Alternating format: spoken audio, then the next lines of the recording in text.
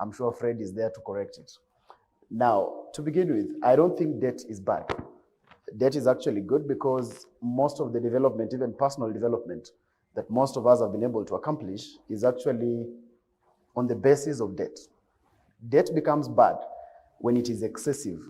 When it is beyond your capacity to contain it, then that is bad debt. Because you must be able to understand yourself as a person and know to what extent you can actually borrow. If you borrow beyond your capacity of repayment, then that is a tragedy. If you borrow to buy a car you can't afford, we have seen that often in Kenya, and I'm sure it has happened to most of us here, where you take a loan, you go and buy a car that you don't afford, then after some time, it is repossessed by the bank. You start running around town. This happens on traffic jam every other day. I'm sure you've been there, you've been able to see some of these things. So the reality of debt is just as that, even for the country. There is no big difference. Just the same things you must look at when you take personal debt is the same veracity that you must look at it from a national perspective, from a country perspective. When you take anything that you cannot afford to pay, that is wrong. And two, when you do not use the debt for the intended purpose.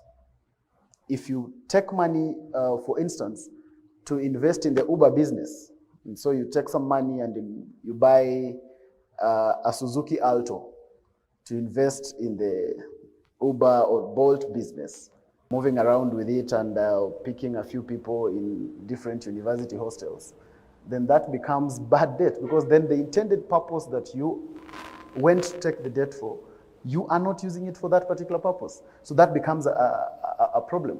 If you took it to invest in, if you took Hustler Fund to start a small key business somewhere around the campus, but then after you took it, you decided to buy a shirt, then that becomes bad debt. So the problem is not debt in itself, in my view. The problem is how we use it, and two, how we look at our potential to pay the debt. Is it within what I would call our safe zone? If I'm able to get a salary, if my salary is 100,000 and I need a debt that can make me pay 20,000 shillings per month, then I think that is something that I can be able to do. But if my salary is 100,000 and I take a debt that makes me pay 95,000 per month, then at some point I'm going to get choked.